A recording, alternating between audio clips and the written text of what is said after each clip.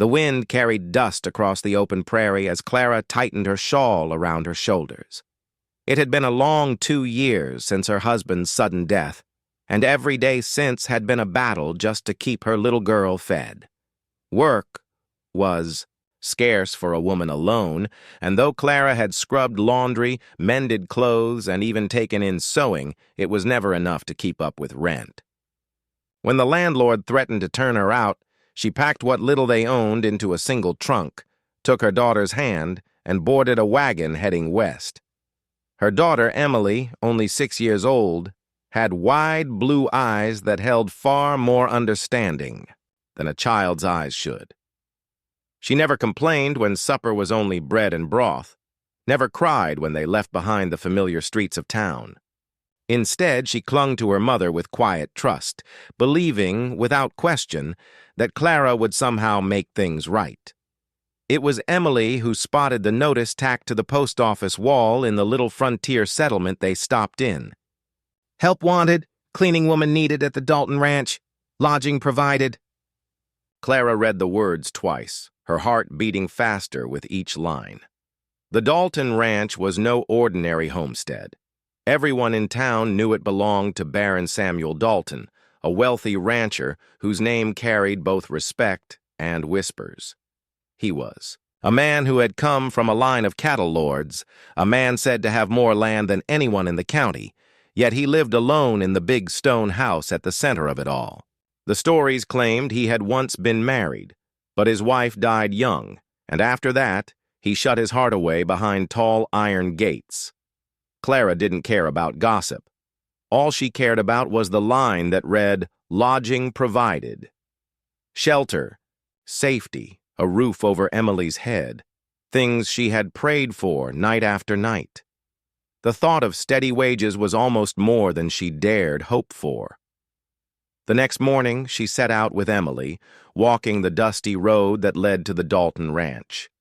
The iron gates loomed tall against the sky, their hinges groaning as she pushed them open. Beyond stretched fields of golden grass, cattle grazing lazily under the sun, and the silhouette of a house that looked more like a fortress than a home.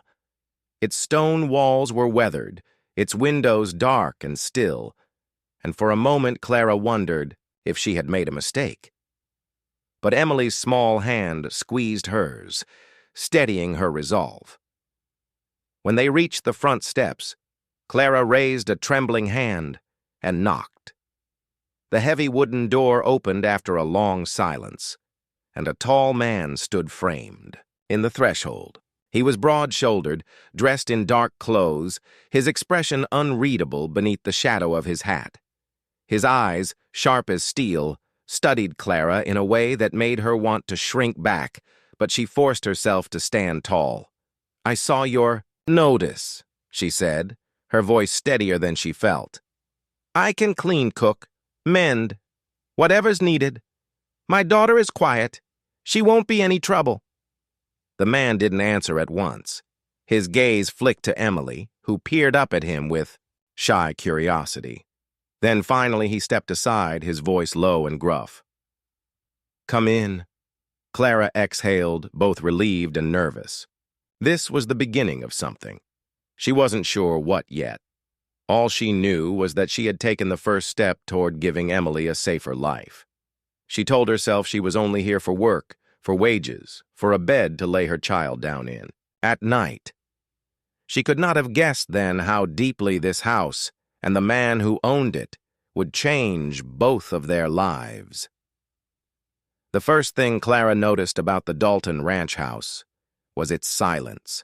Even after the heavy door closed behind her, sealing her and Emily inside, the air seemed too still, as if the very walls were holding their breath. The house was grand, far larger than anything she had ever stepped foot in, with high ceilings, carved wooden beams and staircases that swept upward like rivers of polished oak. But it was also cold, lifeless, as though the heart of the home had stopped beating long ago. Samuel Dalton, the man everyone called the Baron, led them wordlessly through the hall. His boots struck the floor with a steady rhythm, echoing against the stone walls. He didn't offer small talk, didn't ask her name or where she had come from. Instead, he moved like a man used to silence, a man who preferred it. Clara held Emily's hand tightly, half in awe of the house and half unsettled by its master. He stopped in front of a narrow door, pushed it open, and gestured inside. "This will be your room." Clara peered in. It was small but neat. A bed, a washstand, a chest for belongings. For someone who had been sleeping in inns and borrowed corners, it felt like a blessing. Emily's eyes lit up at the sight of the quilt folded at the foot of the bed, and Clara bent to whisper, "It's ours, darling." When she straightened, Dalton was watching them, his expression unreadable. For the briefest moment, she thought she saw a flicker of something softer in his eyes as Emily climbed onto the bed, patting the quilt as though testing it. But the moment passed quickly. He cleared his throat and turned. "You'll start in. The East Wing tomorrow," he said, his tone clipped. "All business. The house hasn't been tended properly in months. Dust on the shelves, cobwebs in the corners. I expect it clean." "Yes, sir," Clara answered quickly, trying to sound capable. She couldn't afford to lose this chance.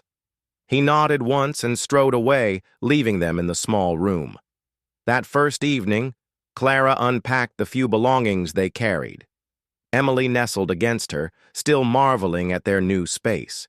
Yet Clara's thoughts remained on the man who had opened his door to them.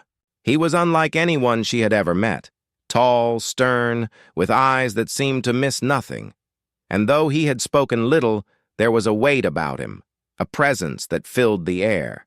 The next day proved no easier. True to his word, Dalton assigned her the East Wing, a stretch of rooms unused for years. Clara worked tirelessly, dusting, scrubbing floors, washing curtains until her hands ached. She caught glimpses of him now and then, passing through the halls, speaking briefly with ranch hands outside the house, or standing at a window overlooking the fields. Each time his face was set in stone, his jaw tight, his eyes distant. At dinner, she discovered something else about the man. He took his meals in silence, seated at the head of a long table that could have fit a dozen people, but held only him, Clara, and Emily. He ate with quiet efficiency, never once asking about their day, never once offering a smile. Emily, usually talkative, sensed the heaviness and whispered instead of chattering. Still, Clara noticed subtle things. How his gaze lingered when Emily politely folded her hands before eating, how he listened without appearing to when Clara softly hummed a lullaby while clearing dishes. For all his silence, the man was watching, measuring, as if deciding what place, if any, they would hold in his home. That night, as she tucked Emily into bed, Clara admitted the truth to herself.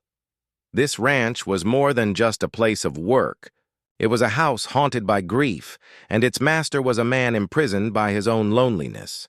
She whispered to Emily, "We'll be careful, sweetheart. The Baron doesn't seem like a man who wants company." But deep down, Clara wondered if that was truly the case, or if it was simply what he had taught himself to believe. The days at Dalton Ranch began to fall into a rhythm. Clara rose with the sun, tied back her hair, and set to work before most of the ranch hands had even saddled their horses. There were floors to scrub, laundry to wash, meals to prepare, and more dust than she thought possible in one house. Yet, though her hands ached and her back bent with labor, she never once complained. This job was a blessing, and Clara reminded herself of that every time she looked at Emily sleeping peacefully in their small room. Emily, though shy at first, quickly made herself part of the ranch's quiet life. She followed her mother through the halls, carrying small rags to help with dusting or pretending to sweep with a broom twice her size. Sometimes she sat on the front steps with her doll, humming softly as the ranch hands passed by. Many of the men tipped their hats to her, softened by her innocence, and one or two even dared to say that the house felt lighter now with the child's laughter drifting across the yard. Clara noticed it too. The ranch, though grand, had felt like a mausoleum when they first arrived, silent, heavy with shadows. But Emily's presence changed things. A song hummed here, a giggle there, and suddenly the silence wasn't quite so suffocating. Even the servants who had long grown used to their master's stern ways found themselves smiling when Emily offered them wildflowers gathered from the edge of the pasture. Samuel Dalton, however, remained unchanged, or so it seemed. He continued his habit of quiet meals, short commands, and long stretches of silence. But Clara began to notice little cracks in his armor. Once she caught him pausing in the hallway, listening while Emily recited a rhyme. Another time, she spotted him at the far end of the yard, watching as Emily tried to feed a carrot to a horse nearly twice her size. He didn't interfere, didn't smile, but his presence lingered, as though drawn despite himself. Clara, too, felt a shift she hadn't expected. She had promised herself she would keep her head down, do her work, and avoid drawing too much of the Baron's attention. But whenever he passed through a room, the air seemed to grow heavier. His silence unsettled her, yet it also intrigued her. What sort of man lived surrounded by wealth and land, yet carried himself as though chained by unseen burdens? One evening, after supper, Clara carried Emily up to their room. The little girl, drowsy from the day's adventures, wrapped her arms around her mother's neck. As Clara laid her down and tucked the quilt around her small body, Emily whispered, "Mama, this place isn't so scary anymore." Clara smoothed the child's hair, her heart aching with tenderness. "That's because you bring the light with you, sweetheart." She leaned down and kissed Emily's forehead, just as she had done every night since the child was born. What Clara didn't know was that someone else had witnessed the moment. Out in the hall, Samuel Dalton had been walking, past their door, his steps slowing at the sound of their voices. When he glanced in, he saw the widow bending over her daughter, her face soft with love, her lips brushing the child's brow. Something stirred in him then, something long buried. A memory of his own wife's laughter, the faint scent of roses, the ghost of a touch that had once made this cold house warm. He turned quickly, his chest tight, retreating into the shadows before he was seen. Clara, unaware of his presence, blew out the lamp and lay beside her daughter, whispering a prayer of gratitude for the roof over their heads. For the first time, in years, the house did not feel entirely empty, and for the first time in just as many years, the Baron of Dalton Ranch felt the faintest flicker of warmth in the hollow place where his heart used to be. The house had grown less silent in the week since Clara and Emily arrived. There was still a gravity about it, a weight of years gone by, but now there was also the sound of life. Emily's soft humming as she played with her doll in the parlor, Clara's footsteps moving steadily through the halls, the quiet rustle of curtains being drawn open each morning to let in the light.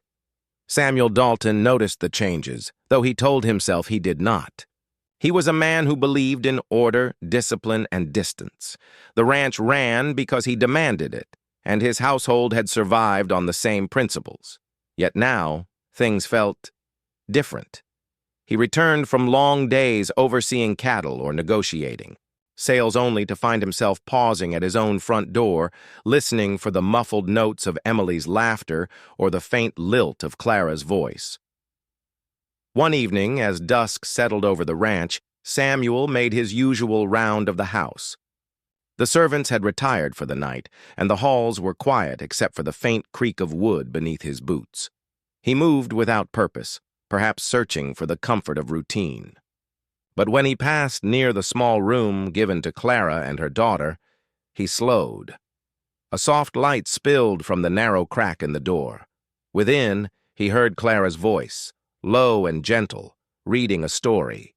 Emily's higher-pitched responses drifted out like a melody, followed by a quiet giggle. Samuel should have kept walking. It was not his place to linger, not his right. Yet his feet betrayed him, holding him fast before that door. Through the narrow opening, he caught a glimpse. Clara sat on the edge of the bed, a book in her lap, her brown hair falling loose from the braid she wore during the day. Emily lay tucked beneath the quilt, her small face glowing with delight as her mother turned the last page. Clara closed the book, leaned down, and pressed a kiss to the child's forehead. "Good night, my darling," she whispered. Emily's eyelids fluttered, heavy with sleep. "Good night, Mama." The sight pierced something deep within Samuel, something he had walled off for years. He remembered with sudden sharpness the way his late wife had once kissed him before bed, the way her laughter had filled these very halls.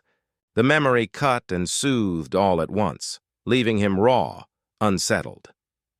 Clara reached for the lamp, her face illuminated for a moment by the soft glow before she blew out the flame. Darkness filled the room, and Samuel found himself stepping back, quickly, as though caught in a place he had no right to be. His chest tightened, his jaw clenched, and he forced himself down the hallway, away from the fragile warmth he had just witnessed. In her room, Clara lay beside Emily, unaware of the man just beyond her door. She listened to the child's steady breathing, a peace filling her heart that she hadn't felt in so long. For the first time in months, she allowed herself to close her eyes with a smile. But in his own chamber, Samuel sat awake by the window, staring out over his darkened land.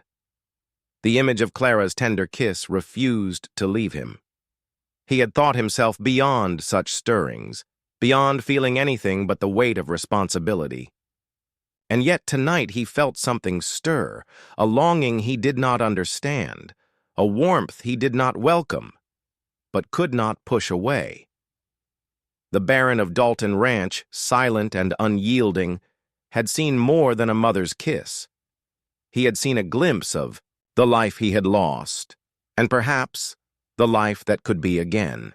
The days grew shorter as autumn deepened across the Dalton Ranch. The mornings carried a chill, and the fields beyond the iron gates turned shades of gold and rust.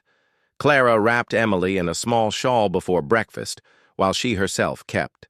Her sleeves rolled, despite the cold, determined to finish her work before the frost set in.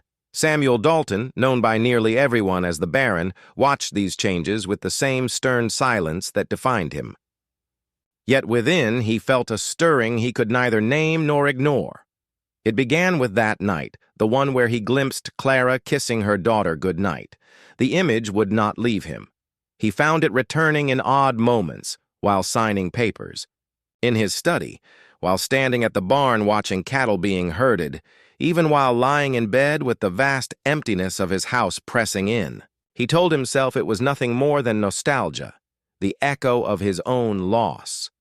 But deep down, he knew better. The widow's presence unsettled him.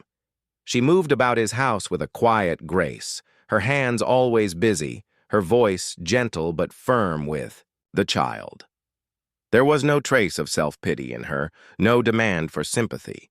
She worked with determination, but more than that, she carried warmth, something this house had not known since his wife passed away.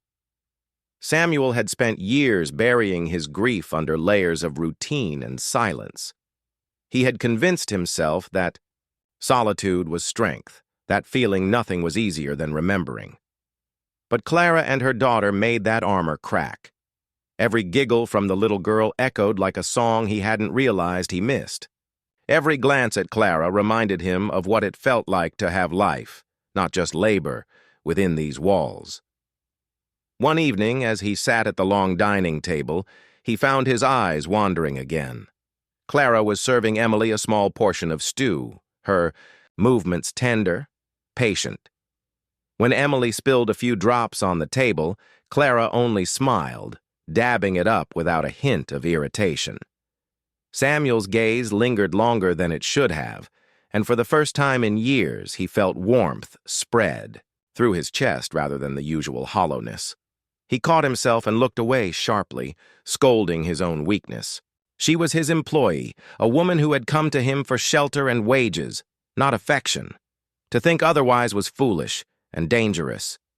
But the more he fought it, the more the feelings grew. Late that night, he wandered the halls, unable to sleep. Passing by their door again, he stopped, not to intrude, but because he couldn't help it. Through the wood came the faint sound of Emily's breathing and Clara's soft whisper of prayer.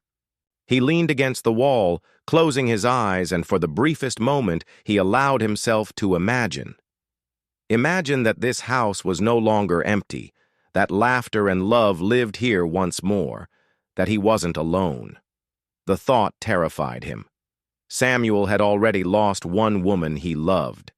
The pain of her absence had nearly broken him. To open his heart again felt like tempting fate to strike him twice. Better to remain closed, safe in his silence. Better to let the widow and her daughter live under his roof without daring to hope for more. And yet, the next morning, when Emily came running through the hall with a daisy clutched in her hand and offered it shyly to him, Samuel felt his resolve tremble. The flower was small, its petals bent from her tiny grip. But when she looked up at him with those bright, trusting eyes, he couldn't bring himself to turn away. He took the daisy carefully, his rough fingers brushing hers, and nodded once.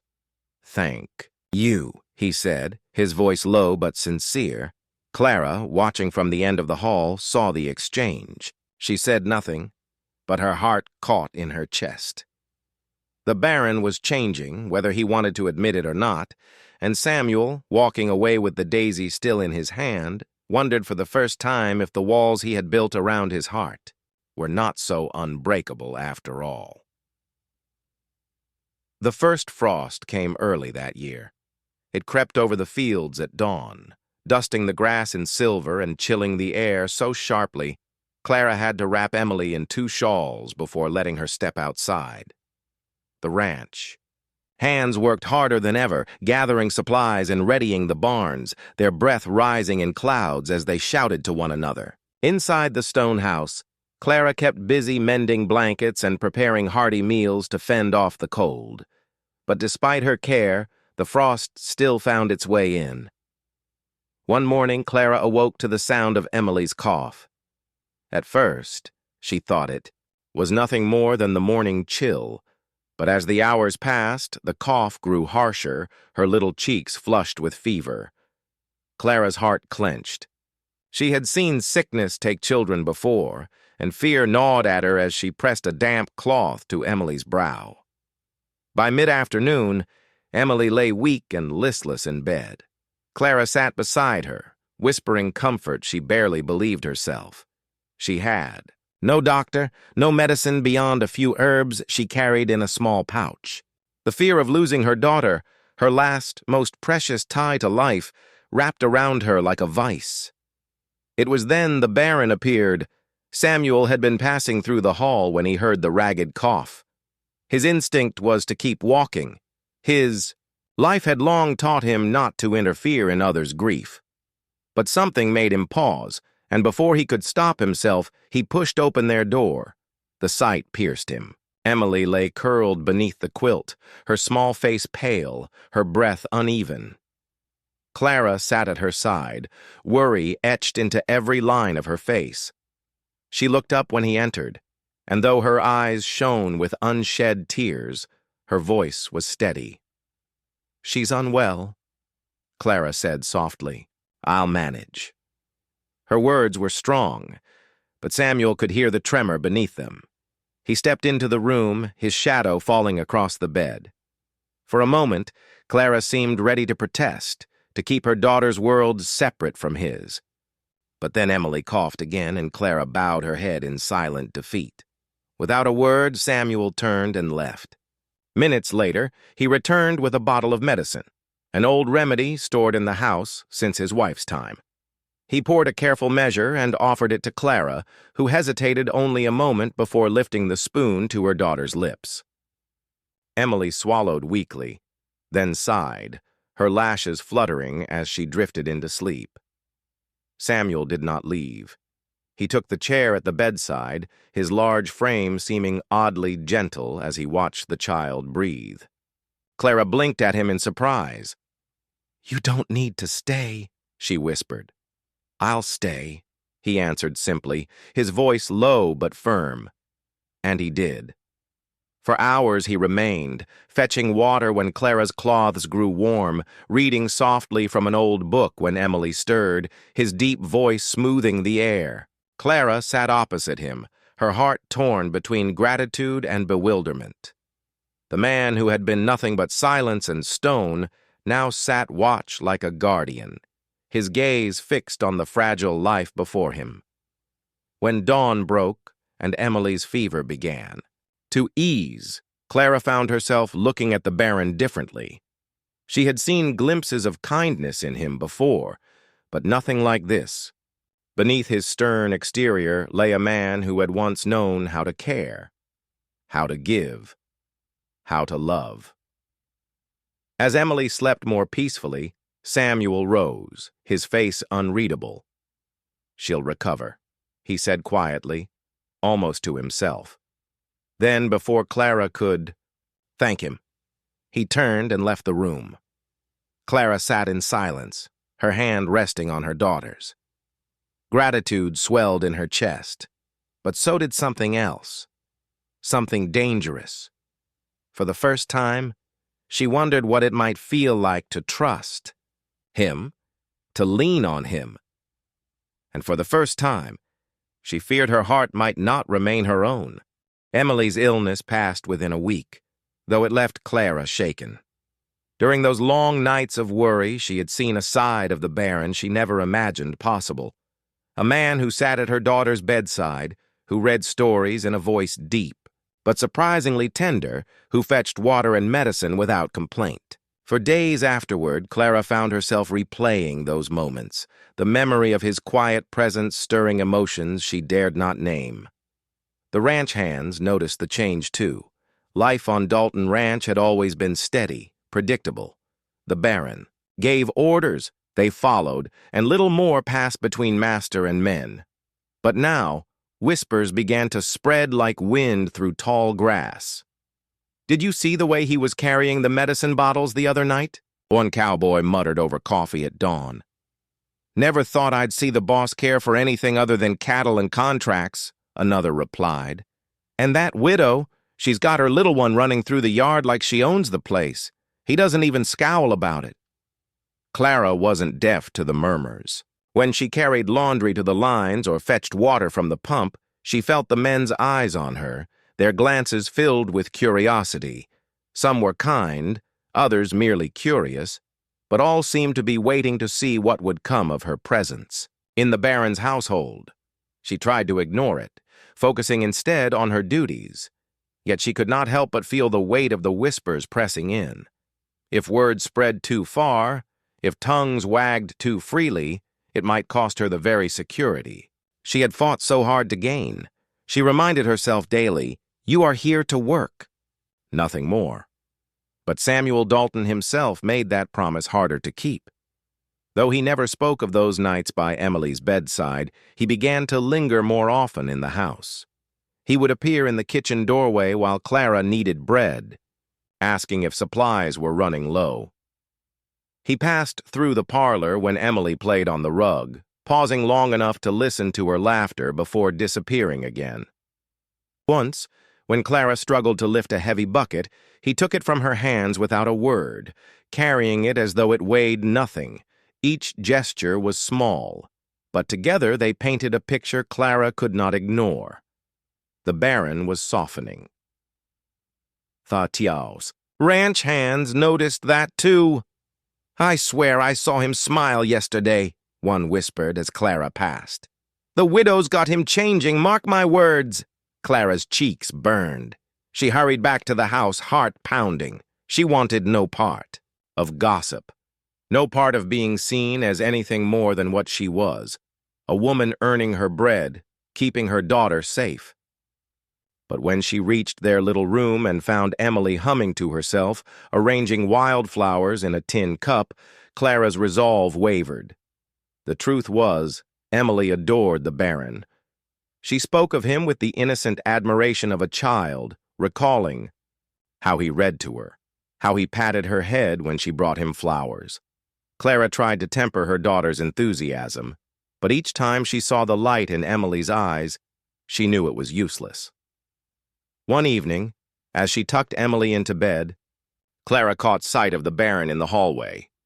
He wasn't watching them directly, just standing near the window, arms crossed as though lost in thought. Yet the moment felt charged, as though he belonged there, as though he was no longer merely the master of the house, but something more. Clara closed the door softly, her chest tight with conflict. The whispers outside were growing louder, and inside her own heart, the whispers were louder still. She had come to the ranch seeking only wages and shelter. But it was becoming harder each day to deny that something far more dangerous and far more precious was unfolding within these walls. The storm came without warning. One moment the sky was a pale autumn blue, the next it was a roiling mass of gray and black, winds sweeping hard enough to bend the trees along the pasture. The ranch hands scrambled to herd the cattle into shelter, their shouts nearly drowned out by the rising howl of the gale. Inside the Dalton house, Clara pressed Emily close, her heart racing as rain slammed against the windows like fists. She had never seen such a storm on the open plains. Lightning streaked across the sky, thunder rattled the very walls.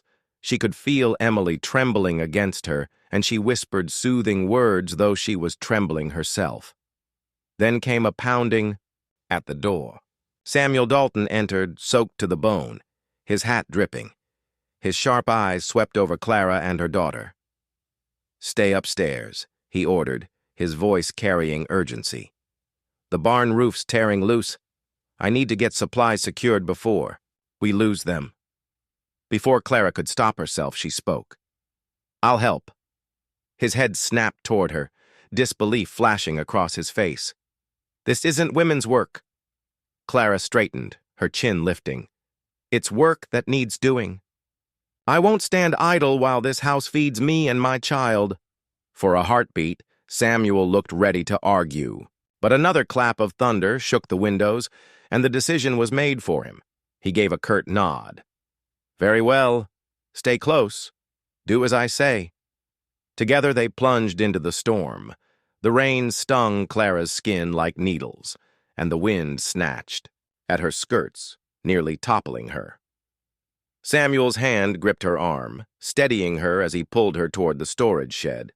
Inside, chaos reigned, barrels rattled, crates shifted, ropes strained against their ties. "Hold this!" Samuel barked, pressing a rope into her hands. She braced herself, tugging with all her might as he secured the other end. Lightning lit, the shed in blinding white, thunder cracking close behind. Clara's arms shook, her muscles screaming, but she refused to let go. Samuel worked beside her, his face set with grim determination, every movement precise and controlled. At last, the final knot held. The storm roared on outside, but inside the shed the supplies were safe. Breathless, drenched, and trembling, Clara leaned against the wall. Samuel turned to her, rain dripping from his dark hair, his chest rising and falling like the storm itself. For the first time, his eyes met hers, without the usual wall of distance between them. "You've strength," he said, his voice rough but filled with something like respect. "More than many men I've hired." Clara gave a shaky laugh, though her hands still trembled. "I've had no choice. Life doesn't often give a woman time to be weak." The words struck him harder than he expected. He studied her face, tired, wet, yet fierce with determination, and something inside him shifted. For years, he had believed he was alone in his burden, carrying his grief in silence. But standing here, shoulder to shoulder with her, he realized he was not the only one who knew what it meant to endure. When the storm finally eased, they returned to the house. Emily ran to her mother, clinging tight, while Samuel stood back, his eyes never leaving the small family before him. Clara pressed a kiss to her daughter's head, her relief spilling into quiet tears. Samuel turned away, his jaw tight. The storm had tested more than the ranch's walls.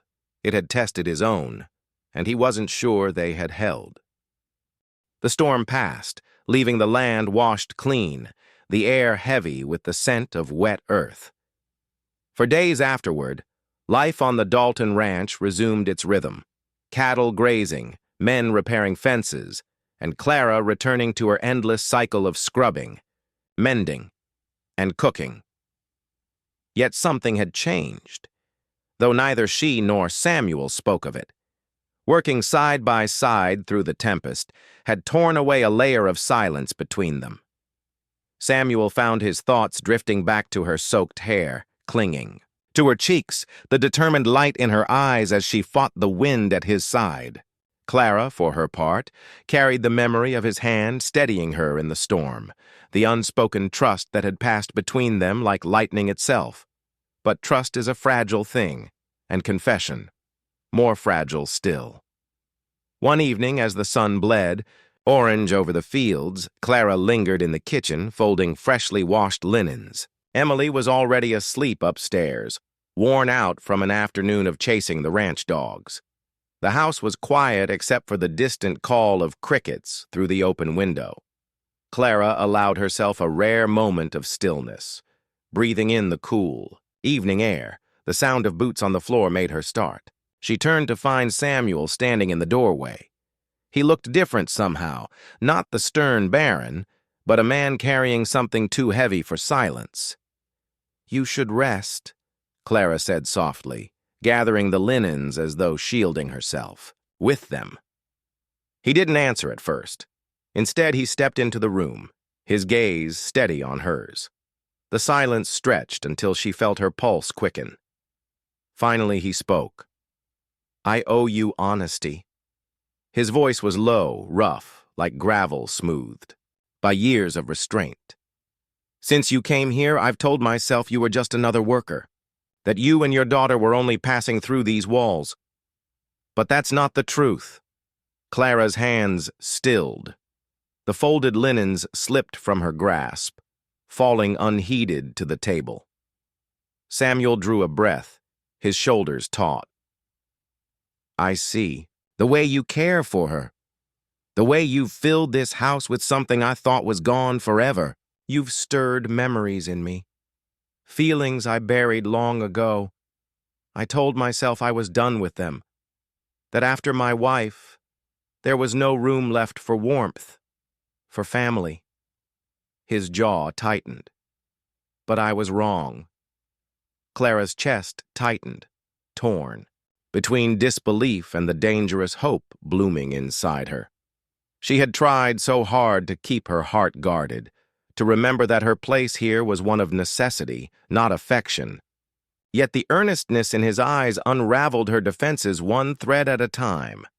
"Samuel," she whispered, his name tasting unfamiliar yet natural on her tongue. "I don't know what you want me to say." "I don't want words," he said, quietly. "I want truth. If you tell me you feel nothing, I'll never speak of this again. But if you feel even a fraction of what I do—" He broke off, as though the weight of hope was almost too much to carry. Clara lowered her gaze, her heart pounding in her chest. The truth was dangerous. To admit it meant risking everything, her safety, her position, even her fragile peace. And yet, when she thought of the nights he had sat by Emily's bedside, the storm they had weathered together, the quiet way he watched without judgment, her heart whispered what her lips could not. "I'm afraid," she admitted at last, her voice trembling. "Afraid of hoping again, afraid of what it might cost us." Samuel stepped closer, his presence filling the room. "So am I," he said. "But fear isn't enough reason to live in silence forever." For a long moment, the world seemed to hold its breath. Then Clara lifted her eyes to his, and in that gaze, the unspoken truth passed between them. They were no longer just widow and ranch baron, servant and master. They were two souls, scarred by loss, daring to believe in something new. Morning. Sunlight spilled across the Dalton ranch, warm and golden, as if the heavens themselves had decided to bless the land. The storm had long passed, but Clara felt its echoes still. The night Samuel had spoken words she never thought she would hear, words that had both frightened and awakened something inside her. For days afterward, she carried his confession close, like a secret pressed to her heart. She had not yet answered him outright, though her eyes, her silences perhaps betrayed her feelings more than she wished. Still, Clara hesitated. Life had taught her to be cautious. Hope was fragile, and she could not risk her daughter's safety on dreams alone. Emily, however, seemed to sense everything. Children had a way of knowing what adults tried to hide. One evening, Clara found her little girl sitting on the porch steps, plaiting bits of wild grass into a makeshift braid. "Do you like it here, Mama?" Emily asked, her eyes wide and guileless. Clara brushed a curl from her daughter's face. "It's a good place," she answered softly. Emily smiled. "Mr. Dalton is nice, too. He's not so scary like the men say. When he reads to me, I think maybe he misses being happy." She paused, her small fingers still working the grass braid. "I think you make him happy." The words pierced Clara's heart with tender precision. Out of the mouths of children, the truth often came simplest. She kissed Emily's head and tucked the moment away, yet it haunted her long after the child drifted to sleep. The decision came quietly, as such life-changing choices often do. Not with trumpets or proclamations, but in the stillness of a dawn when Clara looked out at the ranch, the fences stretching against the horizon, the cattle grazing peacefully, the house that no longer felt cold. She realized she was not a guest here anymore. She was at home. That evening, she found Samuel in the barn, mending a broken gate hinge. The smell of hay and leather filled the air. He straightened when she entered, his expression unreadable. He had kept his word, never pressing her after his confession, but the weight of waiting showed in the set of his shoulders. Clara stepped closer, her hands trembling slightly. "You asked me once for the truth," she began, her voice unsteady. "But sure, and I was too afraid to answer, but I cannot be afraid forever." His dark eyes fixed on hers, searching, waiting. "I came here for work," she continued. "I told myself that's all it could ever be. But this ranch, this house, it's given me more than I expected. And you—" Her breath caught. "You've given Emily kindness, and me, something I thought I'd lost forever." Samuel set aside the hinge, his large hands suddenly still. "Clara—" "Yes," she whispered, her eyes glistening. "The answer is yes. I feel what you feel.